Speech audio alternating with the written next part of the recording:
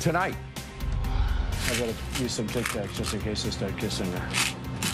You know, I'm automatically attracted to beautiful. I just start kissing them. The Washington Post releasing a private conversation between Donald Trump and an entertainment journalist.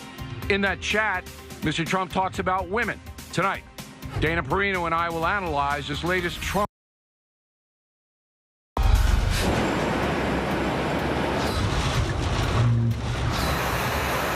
How many kids are in there? 20? Hurricane Matthew spares most of Florida, but is still dangerous. We'll have live updates this evening. You can call us wrong, but don't call us weasels. We are not weasels. We are honest people. Also tonight, reports are some FBI personnel are furious that the Bureau did not do the right thing in the Clinton email investigation. We'll have a follow-up report. Caution. You are about to enter the no-spin zone. Factor begins right now.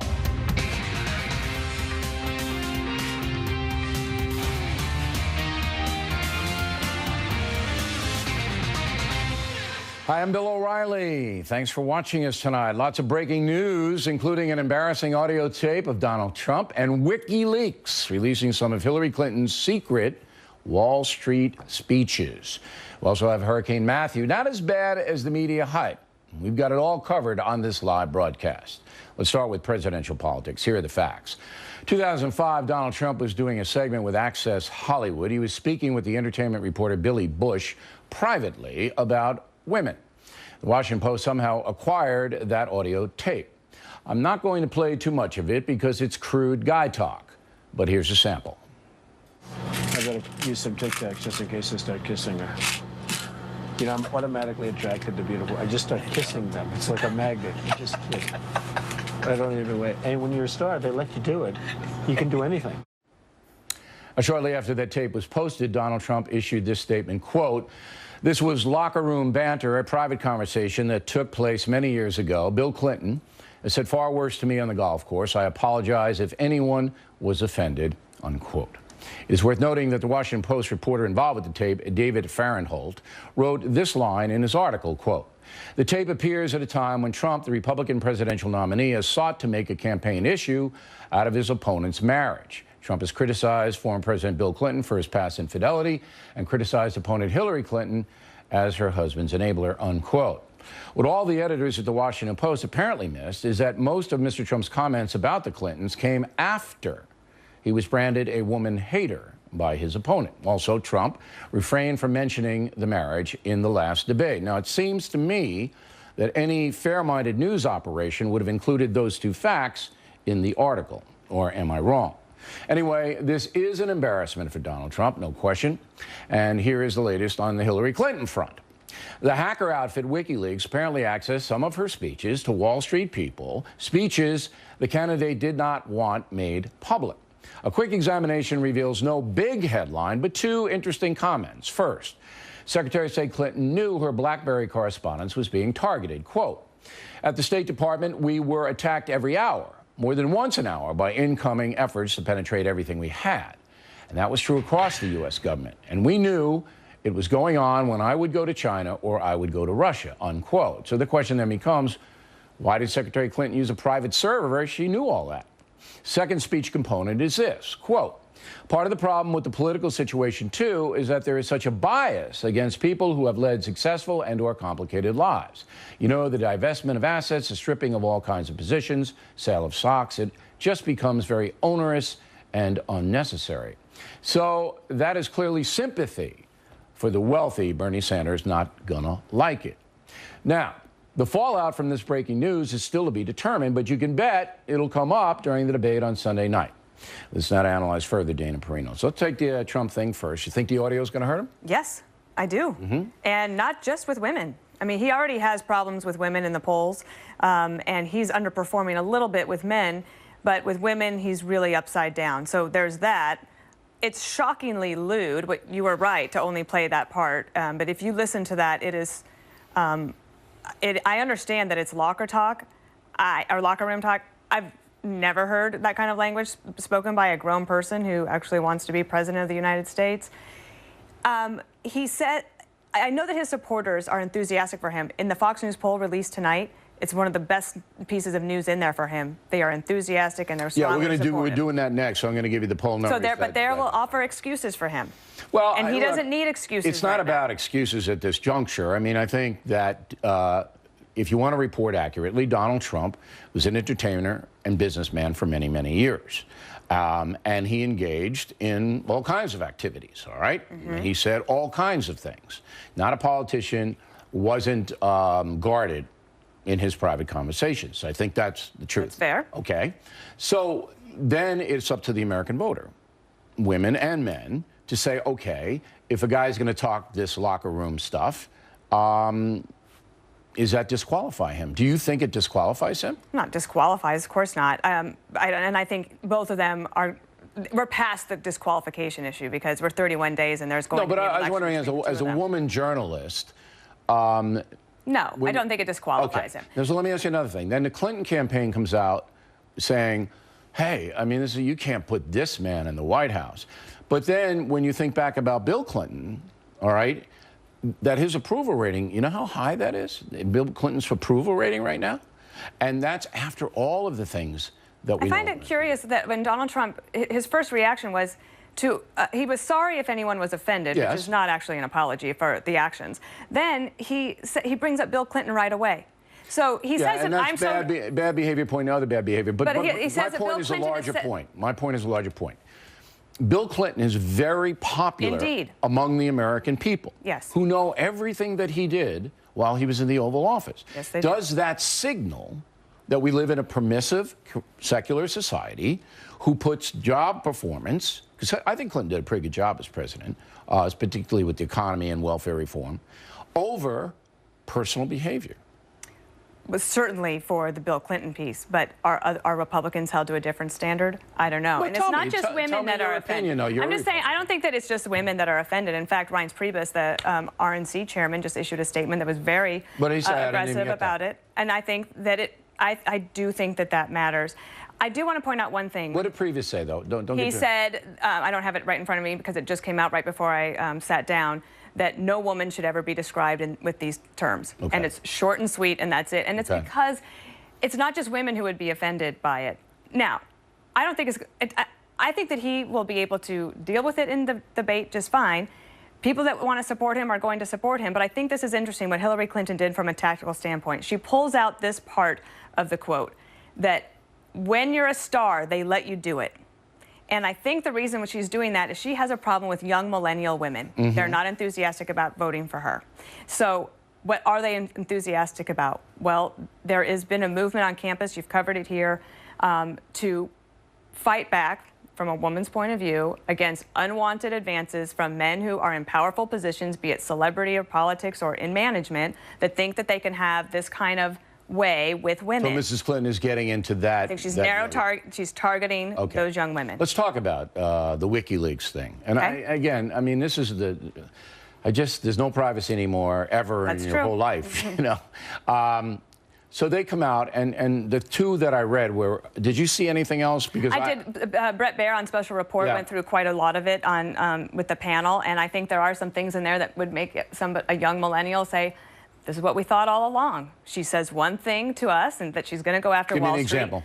Well, she talks about her being a middle class, that she grew up in the middle class, but that she now obviously is not middle class, and so she has to have a public position and a private position. She actually says this in one of the transcripts. So I think that's one of the problems for her with millennials, because they want authenticity, and they don't want somebody who's a typical politician who will say one thing to try to get votes and another thing behind the scenes to try to get support from Wall Street. Right.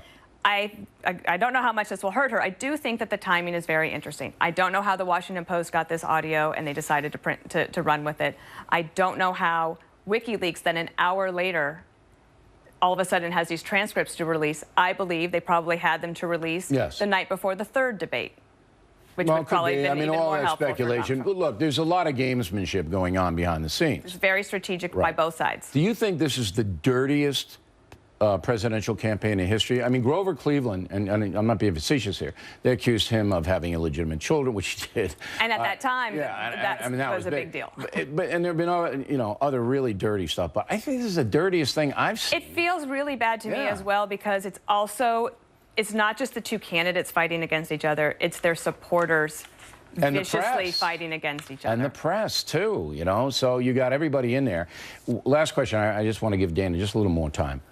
If you were advising Trump, and you have to assume this tape might come up in the debate, what would you tell him to say? I would say,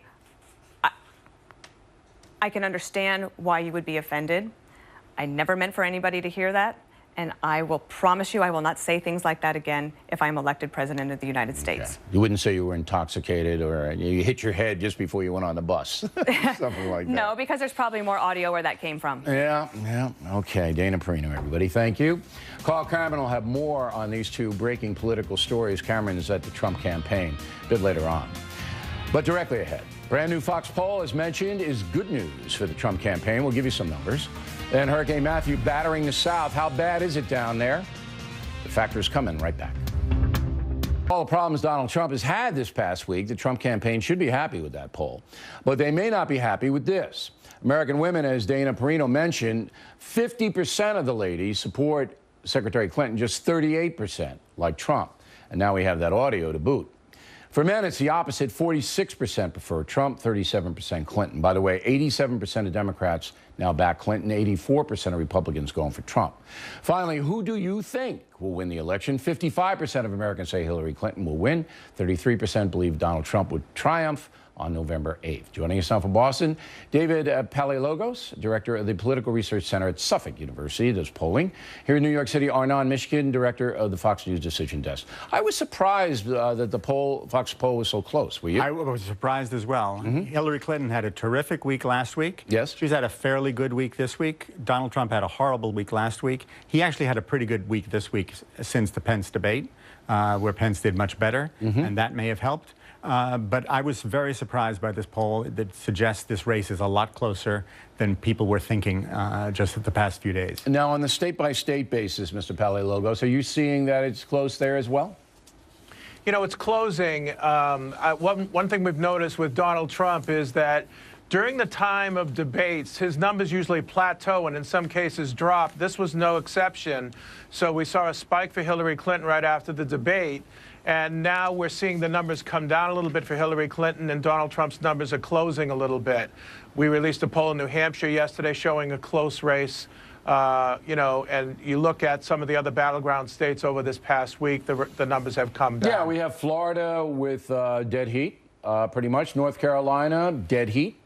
Pennsylvania, Clinton up by 6. Nevada, dead heat. Colorado, Clinton up by a little bit more than 4%. And Ohio, Trump up by very small, so it's a dead heat there. I'm wondering, Arnon, if the national poll, the popular vote poll, is going to reflect these battleground states. It's hard to quantify how tonight's developments on the Trump front and the Hillary front, yes, certainly more sensational against Donald Trump. I don't know if that seeps in anymore. I mean, that's a really good question. Yeah. One of the things that's interesting about the Fox News poll is it is not clear that the tax thing last week, that apparently Trump was able to deduct $1 billion in tax 20 years, right. and that it did not seem to have much of an effect on the race. Yeah, I just don't know, because ideology is so powerful, David. And that's what this race is coming down to. It's coming down to a guy who wants to shake up Washington and change almost everything against a politician who wants to continue the Obama administration policies. So as I was trying to get across to Dana, that stark divide may override the personal finance and the personal shenanigans. We will keep in mind the backdrop before which this election is being held. The backdrop is that the wrong track numbers are just under 60%. And the reason this race is close, despite gaffes on both sides, but especially with Donald Trump, is because people think Washington, D.C. is broken. They don't like the system, and they think the country is on the wrong track. And so that's buoyed Donald Trump, even despite his personal transgressions and some of his missteps in the debate. Now, when you see a polling trend change as quickly as this does. It goes week to week. I mean, it's like 1 week there's no chance he's going to win. Then he's up. And then now Sunday, it's not going to be as well watched as the first one, but still it'll get out there through the internet. Does that say that there's uncertainty in the mind of the voters? Total. What you basically have is two candidates about whom the voters are uneasy. They have questions about Donald Trump's temperament. They have questions about Hillary Clinton's honesty. And more than half of the country actually doesn't like either one. And but one of these two people is going to be our next president. And so there's a bit of bouncing around that sort of, I heard one negative thing about this person, so I'll be for that person now. And I think that's what we're seeing. And at some point, the public is going to have to decide which one of these people is the next president. Do you think, from your vantage point, the press has a lot to do with this, or is it just the candidates themselves? Because the press is obviously favoring Hillary Clinton. There's Much no of it, doubt absolutely. About it. Yes. I mean, I would put it at 85, 90%. In fact, David, if you are a person in the media and you favor Donald Trump, you get hammered. You get slaughtered by your peers, not by the folks, by your peers. So the peer pressure in journalism is enormous to be anti-Trump. It's a sidebar issue, Bill. What really matters is the two blocks of persuadable voters that are left. The undecided voters, which are 7-8%, and the Gary Johnson voters, which are 7-8%. That 15% matters. That 15% will determine the outcome. And it's twice as much as it was 4 years ago and 8 years ago, because back then there was more positive energy. There was more excitement about the candidates, both candidates. You have all negativity now. All right, wrap it up, Lorna. Okay, just one thing. The most interesting number you cited was 55% of America said they think Clinton's going to win. That's I would argue if the more people think Clinton's going to win, the more likely Trump has to get the protest vote, the people who want change, but feel that there's a risk to them going out to vote for Trump. Interesting. So it mobilizes his turnout. Yes, exactly. All right, guys, thank you. Very good. Directly ahead, how bad is Hurricane Matthew? We'll have a up to the second report. And later, it's the 20th anniversary of Fox News. We'll speak about it in the Talking Points memo up ahead. Back taping tonight, Hurricane Matthew roaring up the southeast coast of the USA. With us now, Fox News anchor John Scott, who has been covering the story. Where is it right now? About 60 miles east-northeast of Jacksonville, Florida. The good news is it has stayed pretty well out to sea. The eye of the storm has not come on shore yet.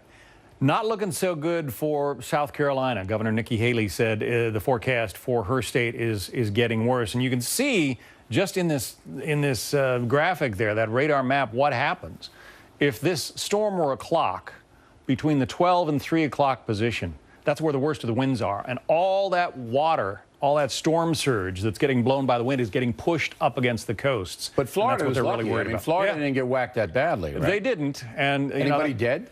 There are 4 deaths already in Florida. Yeah. And, again, they tell people to take these things seriously. Someone went outside to feed their animals in the middle of the storm, and a tree fell on them. I don't know why you feed your animals in the middle of a storm like this, but that's what happened. All right. Another couple was asphyxiated, apparently, running a generator in their garage. So they're worried about Charleston. Charleston, a beautiful town, low, very low. They call it the low country. And if this water surge comes up, it'll flood the town. So that's where, and Savannah also is in this the wake of this thing, right? Yeah, I was in Charleston for Hurricane Hugo back in '89, '90, and it got hammered then. Yep. But they are used to hurricanes, and this one so far has not been as bad as a lot of people thought. Although you look at Haiti, hyped it like crazy. I mean, I thought it was the end of the world. I made my will out and everything like that. but they always do that. But you have to. I understand. You got to give people a heads up. Now Haiti, about 300-400 dead in Haiti. More than that now. Yeah. It's up to 850. 850. And really? the southern half of the country is completely cut off from the northern half. They don't know what's happened there. There's one town where they estimate 30,000 homes, and again, you're looking at the homes in Haiti. Right. 30,000 homes. Yeah, these homes are hovels anyway, and they don't have, very strong structures, and there's nowhere to evacuate the people to, except for the churches. So we had 850 dead, and food and water. I understand the U.S. military is going on in there with food and water. Right? Plus, so much of Haiti has been defoliated because people chop down the forests basically for firewood, and then you get these horrific mudslides coming off the mountains, and that's this that's country what kills is so just many people. beleaguered constantly. Bahamas, what happened there? We haven't gotten a lot of reports out of the Bahamas yet, and it usually takes a couple of days because communications get knocked out, right? Electricity is out. 1.5 million people in Florida have no power right now, and a lot of those people aren't going to get it back for a couple of weeks. In Florida. Okay, so it's going to be 90 in Florida, I understand, tomorrow in South Florida, and they don't have any air conditioning, so that's not going to be good. Right. All right, so just to wrap it up, it's heading towards South Carolina. Everybody there, we want you to be prepared, and then it's supposed to go out to sea or veer out after North Carolina to sea. Let's hope that happens. Let's hope it veers out now. Now, I just want to say something. Scott, you've been here for 20 years. 20 years. And then Scott and I worked together at Inside Edition, so he's seen way too much of me in his career. The stories I could tell. Don't. Okay. Please don't. All right. Thanks for we appreciate it. Plenty more ahead as the Factor moves along this evening. Happy birthday to us. Fox News on the air for 20 years, and I've been here every single one of them. Talking Points will address it. Then there's a rebellion within the FBI, I hear, over the Bureau booting the Hillary Clinton email investigation. We'll have a follow-up report, and we hope you stay tuned for those reports. Story segment tonight, happy 20th birthday, Fox News. That is the subject of this evening's Talking Points memo. Quick 2 decades, that I can tell you, to quote one Donald Trump. From nothing, Fox News has risen to become a powerful force in America, as well as a $1 billion a year franchise. On-air talent and smart management have driven the success. In primetime, Hannity and I have been here from the beginning. Steve Doocy, a legacy guy in the morning. John Scott, as you just heard, in the afternoon. Without a doubt, FNC has made its mark with robust debate and the point of view that traditional conservative thought deserves a hearing alongside liberal thought. But this is no ideological monolith here, as the presidential campaign proves. There's just as much anti-Trump sentiment in this building as pro-Trump sentiment, sometimes even causing differences between anchors. Now, you will never see that in any other American TV news operation. All the others pretty much despise Donald Trump across the board. So that's what makes us more interesting to watch. We are not predictable. Factor's been on top for 16 consecutive years. Johnny Carson knew how that felt, but few others will ever experience it. 3 Factor staff members have been with the network for 20 years with me, Amy Sonin, Rob Monaco, and the indispensable Makeda Wubna. The rest of my staff are the Navy SEALs of broadcast journalism, professionals who never waver. So happy birthday, FNC. Party on. And that's a memo. Now for reaction with us, Joe Concha, media reporter for the Hill newspaper. So I wanted you on because you don't have ideological acts. I've seen your writings over the years. You're not trying to hurt anybody. But I think it's an indisputable fact that most of the media wants to hurt Fox News and tries and goes out of its way to hurt us. Mm-hmm. Despite that, we prevail. Why? Loyalty.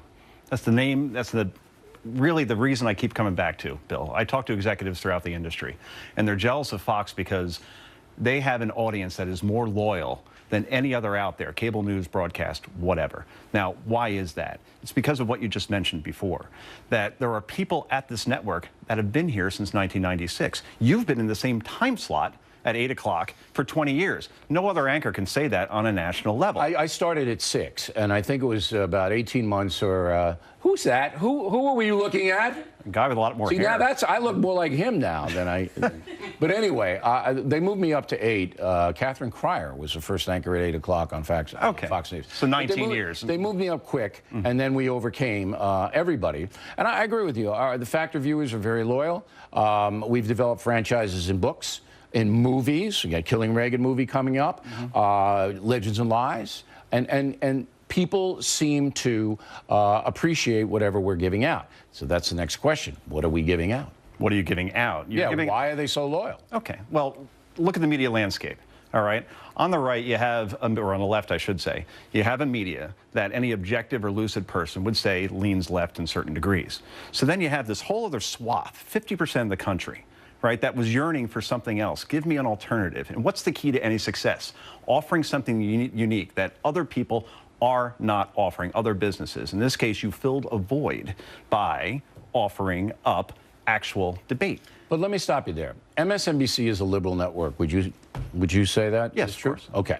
So almost all of their people, except for the hard news people on NBC News, who once in a while come over, are left-wingers, right? Right. But they don't come close to our audience. So if you look at the polls, conservative liberals, they're fairly even. They are. In America. But far more people watch this network. Why doesn't MSNBC enjoy the same success? Usually familiarity breeds contempt. In this case, familiarity breeds comfort. And by familiarity, I mean the names you mentioned before. You have Neil Cavuto, who's been here since the beginning. You have Ducey and Kilmeade that are on in the morning. You have Shep Smith, that's an anchor. You have the reporters that have been here forever, like Eric Shawn and John Scott and Carl Cameron. And when people see these people every day, there's a comfort zone. With comfort comes trust. With trust comes loyalty. With loyalty comes ratings. And since 2002, no one's touched Fox in that department. Why do you think the other media attack us so consistently? I mean, why bother? Why not put that energy into making your own operation better? Because they don't agree with the network in terms of ideology of some at the network, particularly on the editorial side. But so what? I don't agree with a lot of things on CNN and MSNBC and then the network news as well. I don't take my time once in a while, but not much. When you're number one, obviously you're going to be taking the most shots, right? So I think some of it is envy. I think some of it is just a matter of people looking at the network and not agreeing with what they're hearing, and therefore they take shots at it. There's real hatred, though, out there. Oh, at Fox News? No, against Fox News. Oh, yeah, that's what I mean. Yeah, I mean, it's way beyond, well, we disagree, we'll take a shot. It's like, we really want to hurt these people. We really want to destroy them. And despite, as I said, we prevail. Joe, thanks very much. One question before I leave. Sure. Will you be here for the 40th anniversary in 2036? Well, I'm lifting weights, I'm eating, I'm drinking my Japanese tea. So, Will Geraldo be here in 2036? Geraldo, I can't really divulge this because he's on next, but I don't even think Geraldo will be here next week. Wow, fascinating. About it. Joe Concha, everybody, when we come right back. Reports that some FBI agents are furious that the Bureau went in the tank during the Hillary Clinton email investigation. We'll tell you what we know. Then Carl Cameron at the Trump headquarters tonight with all the breaking political stuff, and that's coming up. Factor, the #1 cable news show for 16 years and counting. Thanks for staying with us. I'm Bill O'Reilly in the Factor follow-up segment tonight. As we told you last night in the Talking Points memo, there's growing evidence that the FBI did not aggressively investigate the Hillary Clinton email fiasco. And today, the Wall Street Journal is reporting that the White House got involved with the investigation, trying to cover up some things from Mrs. Clinton.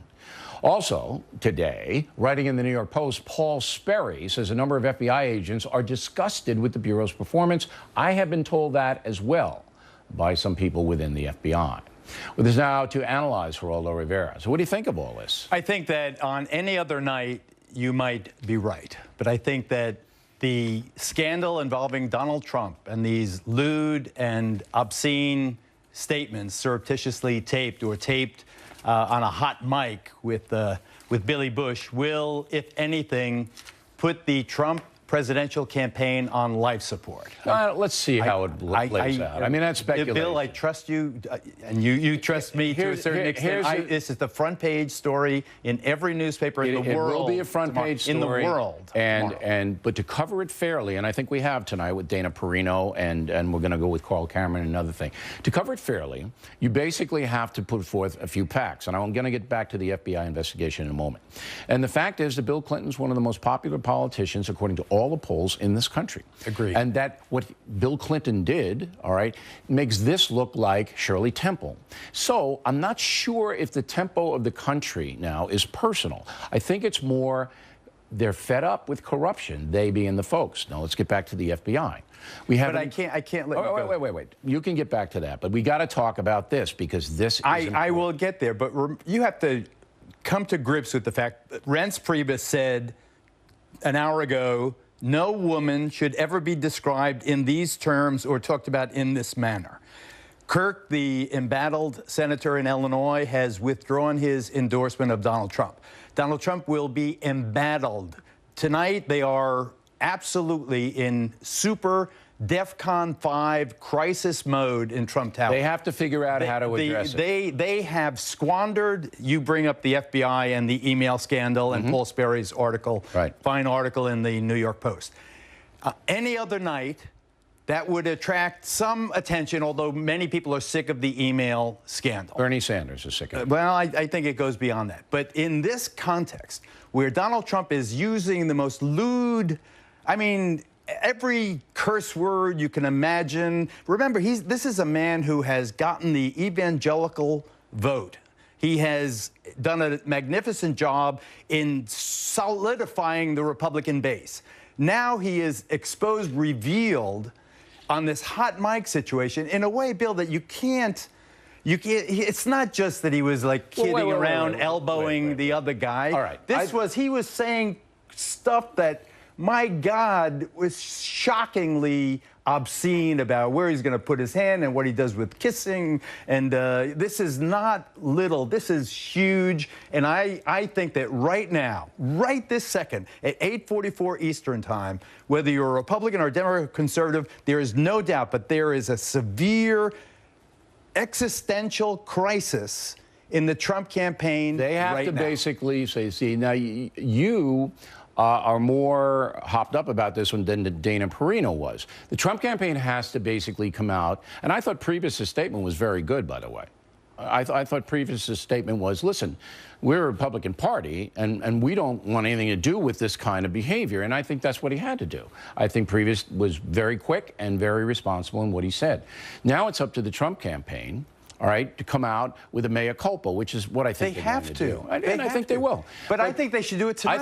I don't think they should wait until tomorrow. Well, I think they have to basically regroup and where they want to do it and how they want to do it. He's supposed to be with Paul Ryan campaigning in Wisconsin tomorrow, Saturday, a big event planned. Right.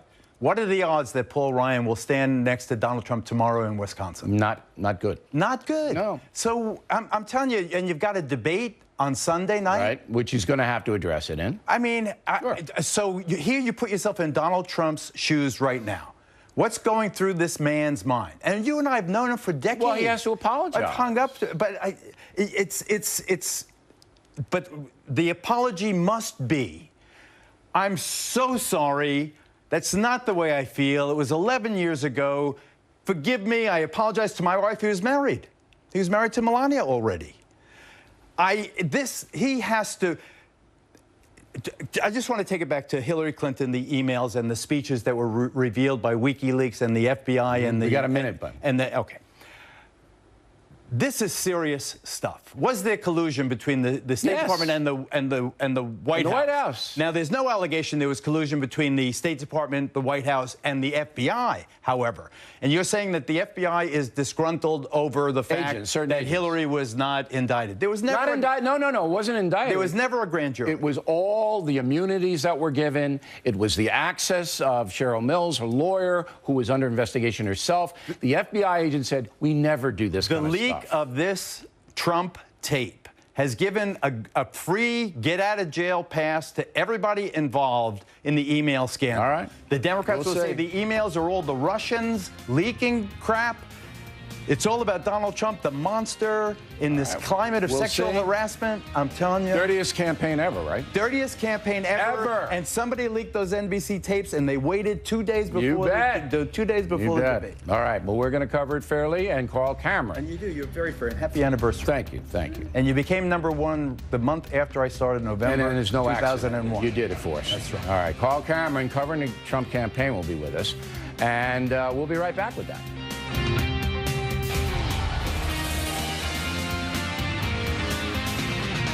Trump. Back in the book segment tonight, let's bring in Fox News chief political correspondent Carl Cameron, who's in Manhattan, been following the breaking political situation.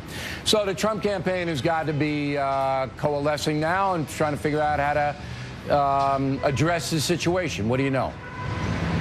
Sure. Well, to say that they're despondent is an exaggeration, but to say that they're worried about it is obvious. This comes at a horribly inopportune time. The Pence debate against Tim Kaine was a sore spot for Mr. Trump. He thought that Pence could have been more aggressive in defending him. The campaign has suggested that this upcoming debate on Sunday night is tremendously important. Some of the pundits have suggested if Trump doesn't win it and really overperform, his campaign could really be in trouble. So this creates a dialogue on Sunday night in the debate, in the town hall style debate, where they could be asked questions from the audience. Potentially a woman could ask Trump about this. It's just just not good. And to the extent that some of them would like to say, look, this is a long time ago, as Trump said, it's locker room talk. They also point out that this is perhaps the first time in the entirety of his presidential candidacy that he actually used the words, I apologize, and then went on to say if anybody was offended. So even Trump knows that this is very, very tough. His campaign manager, Kellyanne Conway, is quite famous for helping Republicans deal with women's politics. And right now, there's an awful lot of Republicans who feel like what Trump said 11 years ago makes him sort of sound like Aiken and Murdoch, two candidates who, in the midterms of a few years back, really brought the Republican Party down by some of their offensive, if not at least inaccurate comments. Now, Geraldo brought up the Ryan Trump Wisconsin situation. Do you expect Speaker Ryan to bail on that now? Well, there hasn't been any indication of that. Trump's planning to go to Wisconsin tomorrow. Again, he has made quite a to-do about trying to prepare for this debate. He hasn't done the mock stuff that Hillary Clinton did, but he went up to New Hampshire and held a town hall-style meeting that his aides hoped would be some sort of a training operation to get him sort of into the mood of how a town hall meets. They know that this is a problem. Yeah. And clearly Donald Trump does, too, because of his apology. Trump is not doing particularly well with women, while he is doing better with white married women. This is the kind of thing that's going to tick somebody off. When you hear a candidate for office talk about how he would grope women, I mean, every woman's somebody's daughter, so that's not a particularly yeah, it'll be interesting to see before a debate. If Ryan does get with Trump tomorrow and how the Trump campaign deals with it over the weekend. Carl, we really appreciate it. Right. Thank you. Fact or tip of the day, the premiere of Killing Reagan. I was there, and we will show you what happened in D.C. last night.